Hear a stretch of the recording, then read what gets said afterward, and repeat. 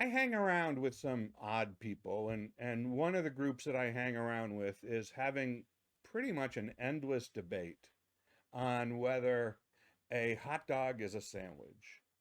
Uh, this seems like something that you could settle pretty quickly, but apparently it's not. There are definitively two camps describing. Some think that hot dogs are definitely not a sandwich because it's one piece of bread. Some people think that because it's on both sides of the filling that it's a sandwich.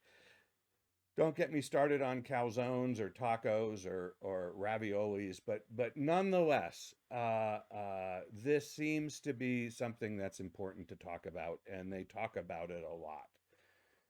I'm in another group of people who seem to like to have a discussion as to whether everyone is a designer or not. This is seems to be a discussion that also does not want to end. It is similarly debated. These things are apparently equal in the universe.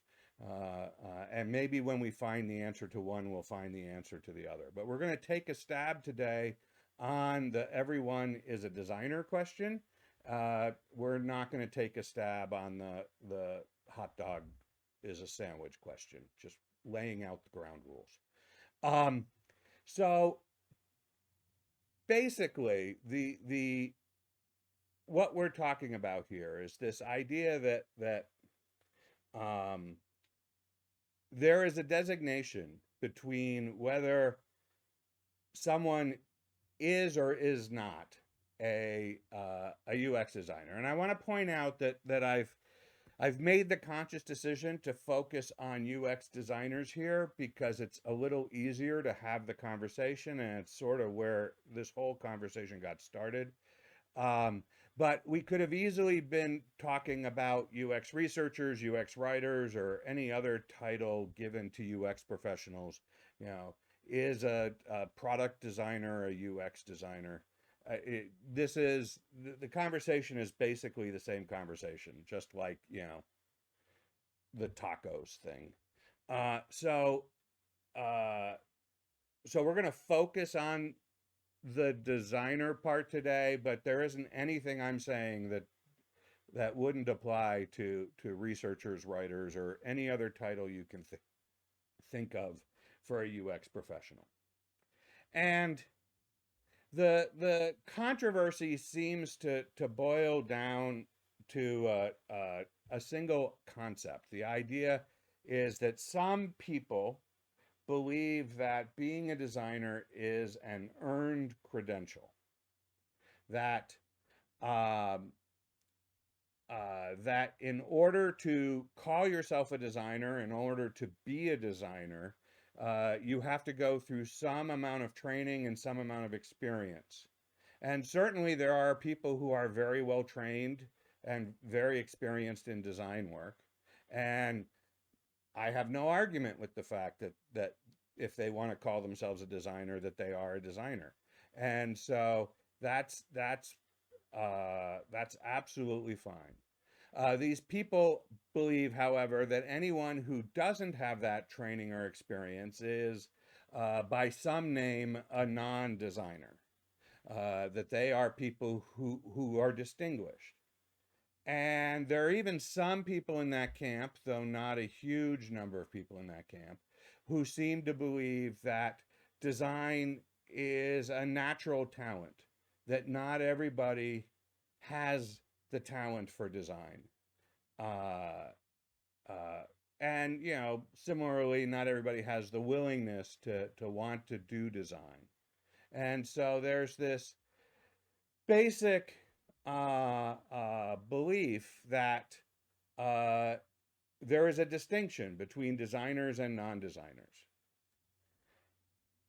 And from what I can tell, in the minds of the people who are in this camp, the earned credential camp, that non-designers shouldn't be designing. There's been a lot of discussion lately about people shouldn't shouldn't be stepping out of their lane into the lane of designers. That people, and this, I've seen this written in posts, stay in your lane.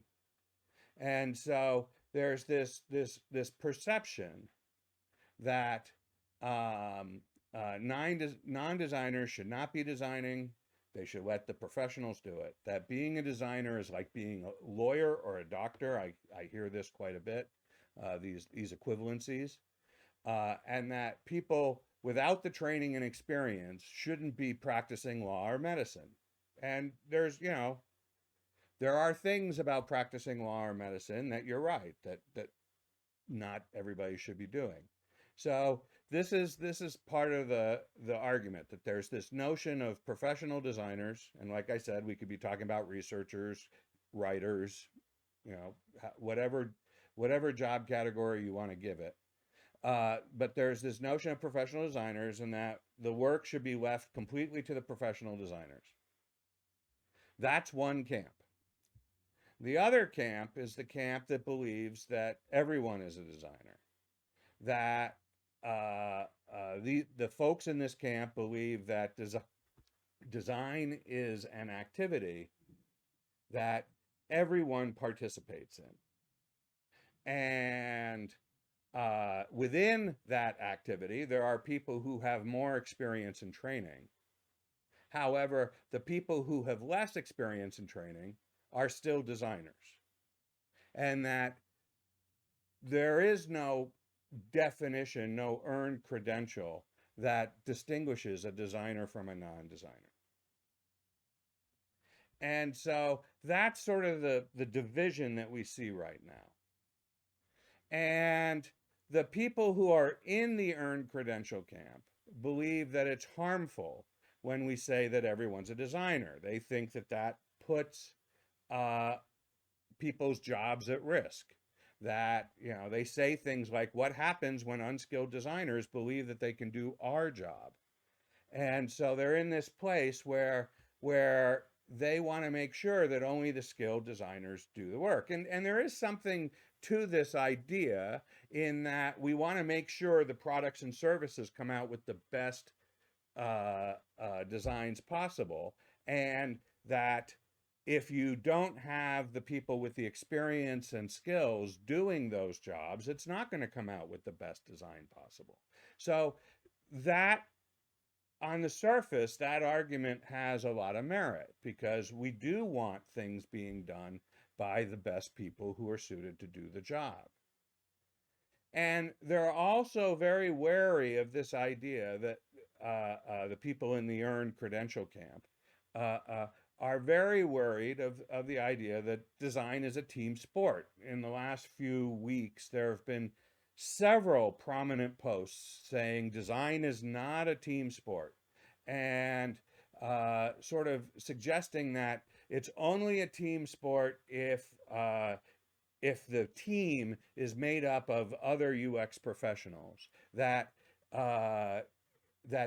when you get a group of cross-disciplinary people together, apparently, as I understand the argument, that's not a team.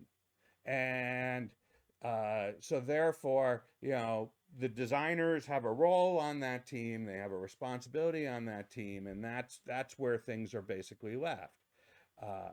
And these same people are against this idea that's been proposed in the last 4 or 5 years, called democratization of design, right? This idea that if we start delivering design skills across the organization, or research skills, or whatever, if we start pushing those across the organization, that we're going to lower the overall quality of the work that's being done.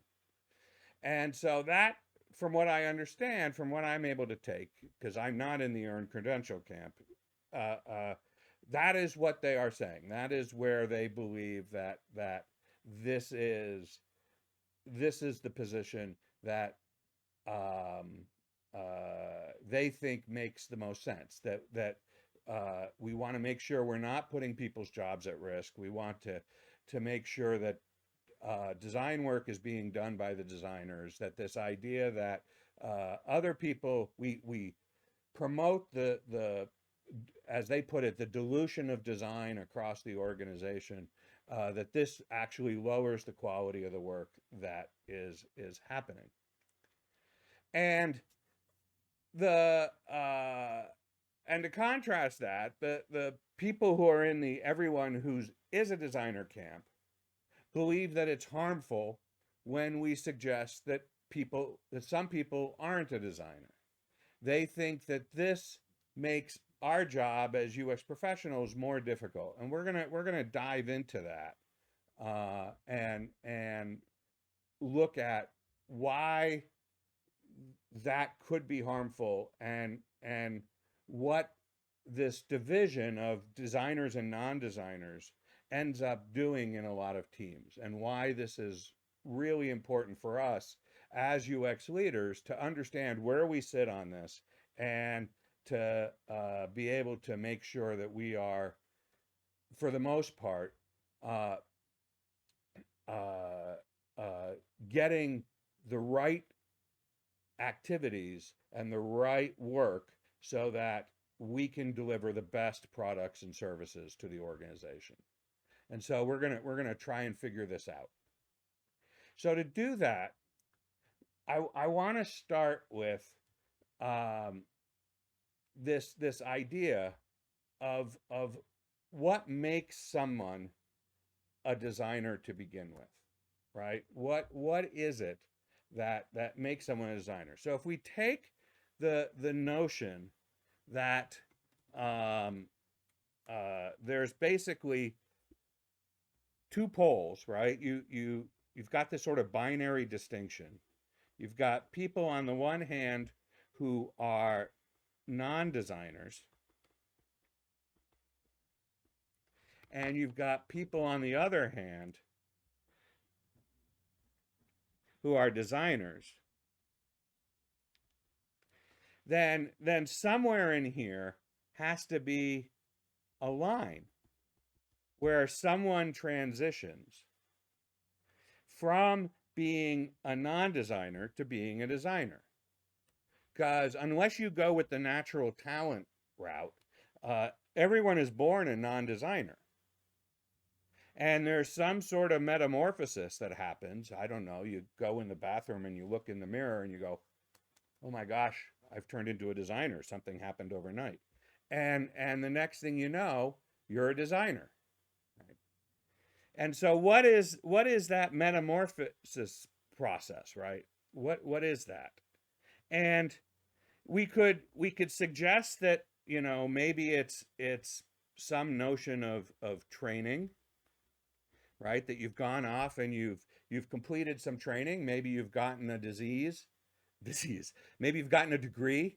I don't know where that came from. Maybe you've gotten a degree uh, for that, or maybe it's some number of years of being a designer, uh, uh, some amount of experience. Uh, Maybe it's just learning how to uh, do flows in Figma. Uh, uh, that does seem to be something that takes a bit of work.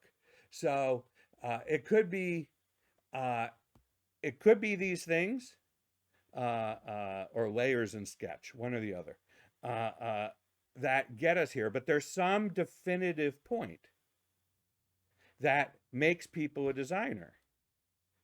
Uh, but the thing is that I've never been able to get anybody to tell me what that criteria is. People start down the road of saying, well, it's a certain number of years of experience and a certain number of uh, um, uh, uh, a certain amount of training. They've gone and they've gotten a bachelor's degree, all these things. But there are plenty of people who are in this field who have never been trained in design formally. And there are plenty of people who come out of school with the title of designer, having no years of experience. And there are plenty of people who do great design work and have yet to figure out all the features of Figma. So what this ruler is this rubric that says that if you're on this side, you're a non-designer, and you only can call yourself a designer if you're on this side, is problematic, right? Because there is no industry standard. We can talk about the lawyer and doctor thing, right? So, theoretically, uh, this this divide is similar. You can see yourself as a doctor, or actually not a doctor, right? So you're a non-doctor on this side, and then over on this side, you're a doctor. And again, there's some sort of dividing point that makes you that. Or over here, you can see yourself as a lawyer, and nope, again, non-lawyer. Keep starting on the wrong side, sorry. And then here, you're a lawyer. And again, some sort of line that divides you. But it turns out that for doctors and lawyers, the line is actually, at least in the US, mandated by the government. You cannot become a doctor until you receive a license. In order to receive a license, you have to have a certain amount of accredited education, and then you have to pass a test. And I think in many states, for a doctor's license, you also have to have other doctors vouch that you are a good doctor. Lawyers also require a license. In the US, both of these are on a state-by-state basis. So you might be a doctor in one state, but not a doctor in other states. You cannot practice medicine as a doctor. It would be illegal for you to practice medicine as a doctor in the states for which you do not have a license. This actually became a big problem during the pandemic when doctors wanted to go from places where there were no cases of COVID to places where there were lots of cases of COVID to help out the professionals. And the licensing actually prevented them from practicing medicine, even though they were perfectly capable to do what was necessary. Similarly, you have to be licensed and pass the bar exam as a lawyer. Otherwise, it is illegal for you to act as a lawyer without having the legal representation in that state. So one thing we could do, and I asked the people in the credentialed camp, is, do we want licensing? And how would that work? And so far, that's not been anything anybody's volunteered. In order to have licensing, we would have to have a government mandate for this. In the United States, this would be done on a state-by-state level because there is no notion of a national license. It's always done by the states. Why is it always done by the states? Because it generates revenue. It is license fees are very expensive. So licensing is a path that we have not done in our community. And so this means that without this, there is a significant challenge, right?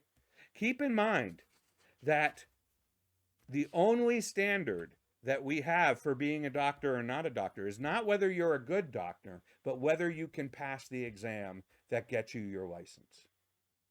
The only standard we have for lawyers or non-lawyers is not whether you're a good lawyer, but only that you can pass the exam. So lawyers who go to jail for being bad lawyers actually have passed their exams. So this is not a statement of quality. This is only a statement of, does the government see you as a designer? So this problem of how we get here is problematic. Now we could look at this another way, which is, let's imagine, get another color here. Let's imagine a person who is the best designer in the world, right? Imagine that person. You might even have a sense as to who it is. I don't. But they are absolutely the best designer. So we'd have to have some sort of criteria for establishing how they're the best designer. And theoretically, if we were to take all designers and line them up, we would see if we drew a graph where this axis was the number of designers, and the best was over here, and the worst was over here. We might see some sort of standard bell curve distribution. Most designers aren't the worst designer. Most designers aren't the best designer. We see a distribution here. And so this idea of a distribution is suggests that most people are basically, some sort of middle designer. And that's most of the designs that are getting produced today are middle design. But this this idea is an idea that doesn't actually play out in reality, because the worst designer, interestingly enough, is still a designer, right? There's an old joke. What do you call the person who graduates last in their medical school class, or the person who graduates last in their law class, right? Well, you call them either a doctor or a lawyer, because they as long as they graduate, that's all that matters. And so the worst designer is still a designer. So where are non-designers on this, right? If we redraw this, where we say, well, at this end of the scale are the non-designers, and at this end of the scale is the best designer, with this assertion that non-designers are always worse than any other designers. Well, we might see what looks like a bell curve distinction coming here. But the reality is that there are way more non-designers than there are best designers or even mediocre designers. So it would have to look something like this. And so the this idea that somehow non-designers are not the worst designers. They are, the worst designer would have to be somewhere in here, right?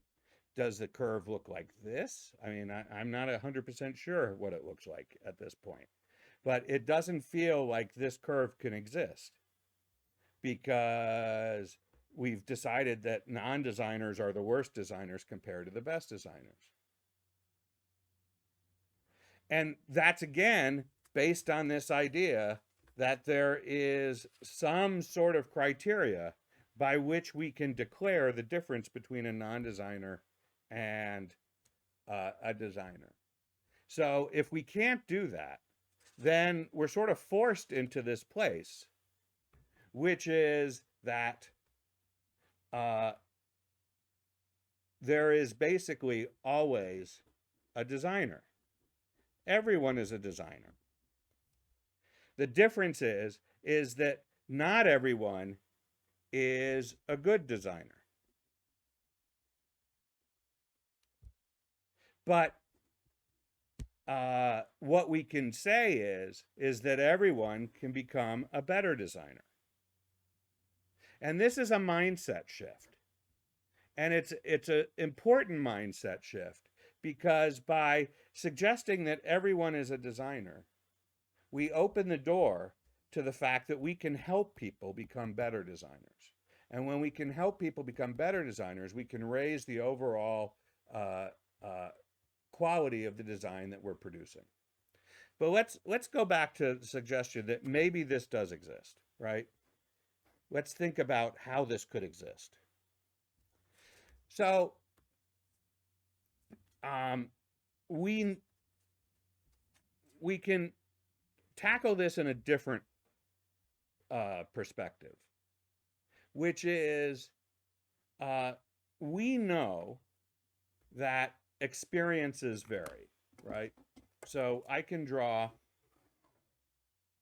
a chart that if you hung around me, you've seen me draw it a million times, where we talk about the UX. We can measure UX in terms of frustration or delight, and we measure it across the experience that somebody has.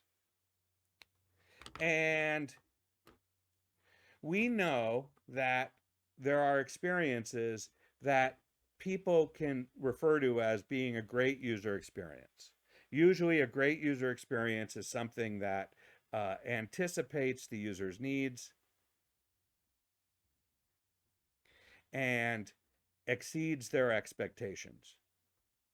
They're absolutely delighted because whatever it is so much better than they expected, and it does such a good job of doing what they need. So we can put all of these things in the category of great user experiences. And then there are user experiences that don't anticipate needs, but just meet them, right? You need the thing to do a thing, and it does the thing really well. And it meets the expectations of the users, right? I get a device to do a thing, to squeeze juice out of a lemon, and sure enough, it squeezes juice out of a lemon. Is it a great user experience? No, but it didn't frustrate me. So it's a good user experience. And good user experiences are fantastic if, that's the best we can do. We'll sell a lot of product. It'll be useful. And then we can decide that anything that's frustrating is a poor user experience. And a poor user experience misses important needs, and it's below expectations, right? It doesn't do what we need it to do. It's missing some important need. And so everything falls here. But this sort of begs a question. And the question is, really, can a product have no user experience at all? Is it possible for something to exist without any experience? Take a glass of water, right? Is it possible to have a glass of water and that doesn't have any user experience? Well, there's definitely an experience in the glass, right? If the glass is too heavy, if the glass has holes in it at a certain point, it's probably not going to be a delightful experience drinking water from that glass. The water itself can be more or less delightful, right? If the water has things floating in it, if the water is a wrong color, if it has a bad smell, if it has a bad taste, right? All of those things are part of the experience. And what's fascinating is, at least where I live, the town that I live in, we have a water processing plant. We spend a lot of money every year trying to make the water in this glass provide the best experience possible. So could you have something with no experience, right? There is no user experience at all. And I would argue that you can't, that anything someone interfaces with, interacts with, has to have a good user experience, or has to have an experience, right? It's one of these three, right? It's either a poor experience, a good experience, or a great experience. It falls into one of these categories. And that distinction makes it the case that if everything has an experience, then who were the user experience designers before the real designers showed up? Because many of us are the first designers in our organization. And if we're the first designers in the organization, who did the design work for the product before that? They obviously aren't designers because we're the first ones. So what is actually happening here? And that begs the question that everybody in the organization who was making decisions that uh, uh, that led to the user experience it had, even if it was a poor user experience, was a designer. They just obviously weren't the best designers that the product needed. So that's key. Now, uh, uh, that sort of implies this argument that goes along with the argument of you can't have non-designers because there's no line to draw.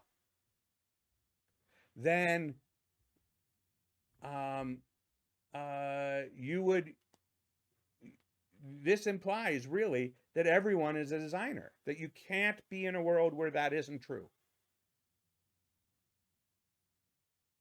There are just designers with more experience and more skills than others. But that just comes with time and, a bit of energy and desire. Which brings me to democratization. Now, democratization has become a topic lately. I am not pro-democratization, but it's an interesting idea. Most of the conversation about democratization up until this point has been around UX research. For some reason, you don't see nearly as much work around democratization of design or democratization of writing, but I think that's coming. And the idea behind democratization is that what you're trying to do is empower all the teams in the organization to conduct their own research. Unfortunately, the reason I'm not a big fan of it is that that has translated into this other notion that that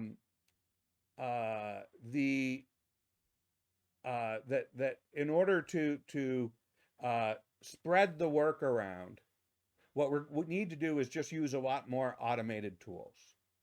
So we're just going to basically give everybody licenses to unmoderated usability testing tools and call it a day. And that's the part that I don't like. This idea of sort of pushing the crappy work onto others by automating as much as we can and not really working with them is problematic. And so I'm not a fan of the democratization movement. However, I am a fan of the idea of having everybody participate in research and everybody participate in design and everybody participate in writing and all the other facets of being a UX professional. Because if everybody has more skills in these things, we actually can do more work. Because right now, we are compensating for the fact that most of the people in our organization don't know anything about design. We have not given them the skills and experience to know anything about design. This idea that if we give them just a little bit of automation and some basic processes to follow, they will do good work, does not play out in my mind, right? We actually do need to sit down with them and help them understand it. But I think that we can do that. And I believe that the more we do that, the more we can take our most seasoned, experienced people and put them on the really hard work. Right now, if anybody needs a usability test to be run, which is one of the lowest forms of research maturity, if anybody needs a usability test to run, a person who runs usability tests has to do it. And this is problematic because it takes them off of work that needs more than just a usability test. If we help people uh, uh, understand how to do decent usability testing, if everybody knew that coming into the organization, what if you made a rule that said you no longer hire people, developers, product managers, marketing professionals, you no longer hire people who don't know how to run a simple usability test? I mean, you won't hire them if they don't know how to write in the language that you speak. You won't hire them if they don't know how to do basic math. So let's just move usability testing up that scale. If we actually set that as a rule, now we would actually be able to use the research team for doing much more substantive things than what is a uh, uh, you know, what is a basic result of a usability test. So I'm actually behind the idea of spreading the skills around. I'm just not behind the idea of doing it under the goal of actually uh, uh, just giving them tools and leaving them on their own. If we're going to do this, we have to develop a culture where we actually help them know whether they're doing a good job or not. And the best way to do that is to make sure that the product and the service is getting the outcomes that we desire. If we focus on the outcomes, this becomes a lot easier. So really what this does is bring us back to this notion of UX outcomes. How do we know the exact moment that we've improved someone's life with the product or service we've delivered? Now, the folks who are in the earned credential camp, they're dead set against democratization, not because they don't like the idea of poorly skilled people not having any way to tell if they've done a good job, but instead because they're afraid that they're going to be replaced.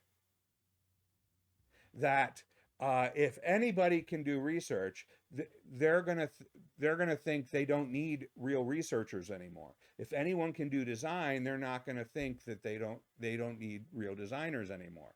And they have this key fear that this is the case. But this hasn't proven to be the case at all. When people learn to cook at home, they don't stop going to restaurants. They actually appreciate the restaurant more because they are in a place where they enjoy the food more. So they now go and they try something in the restaurant and they try to do it at home and they realize they don't have the skill or experience to do risotto just like they had it in the restaurant. And they go back to the restaurant and actually are more willing to pay for the food because of that.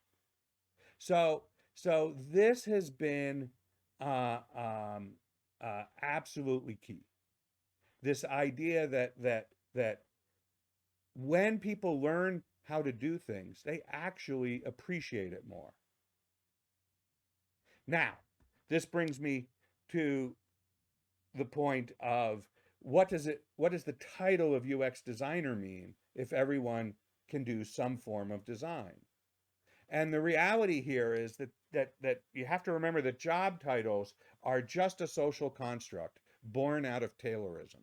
We use them to categorize people, often to determine who is supposed to do what and build in a class system so that we know who's at the top of the organization and who's at the bottom. And in modern day companies, job titles are really only necessary for one thing. They are for determining who is going to get paid what salary, right? HR uses your job title to fit you into a specific salary band so that they know how much to pay you and how much to pay the men more than the women. That's the whole purpose of job titles. It's just to figure out what salary band you go in. And once, it never, ever has determined what your job is. You can have 10 people in a company with the job of product manager, and each one of them does something different. And you can have 10 people in a company with the job of designer, and each one of them day to day does something different because the job isn't determined by your title. You have to separate the notion of titles from responsibilities and responsibilities from skills. And that's a talk for another day. But the fact is that these are uh, uh, these are not related to what you do. I've worked in companies where everybody has the same title. Years ago, I was a UX designer in a company where everybody had the title of member of technical staff. When I was working in the White House, everybody on my team had the title of uh, design services expert. And that was digital services expert. That was the title. I had argued that we should just call ourselves generalist problem solvers, but we all had exactly the same title. And you know what? We worked effectively as a group because we were able to do what needed to be done. Now, given all that, where's the harm, right? If we want to go down this non-designer route, where is the harm from that? Well, there's this phenomenon known as expectation bias. Expectation bias is when we have an expectation of what someone can and can't do, it actually changes our perception of them. And expectation bias is easily manipulated. There was researchers who went during the 1970s and told school teachers that students with red hair were smarter than students with other colors of hair. And sure enough, the students with red hair started getting better grades just because the school teachers believed the researchers. And that changed the perception of how they were graded, how they had better attendance records, they had better grades, they were better behaved according to the teachers, just by convincing them that people with red hair were somehow more effective. And you can look up the research on expectation bias. Rosenthal and Fuchs did most of the really great stuff, and it completely changes people's perceptions. So then when we walk into a room and there's a bunch of people who we think of as non-designers and a bunch of people who we think of as designers, how do we change our behavior towards them? And the problem with this is that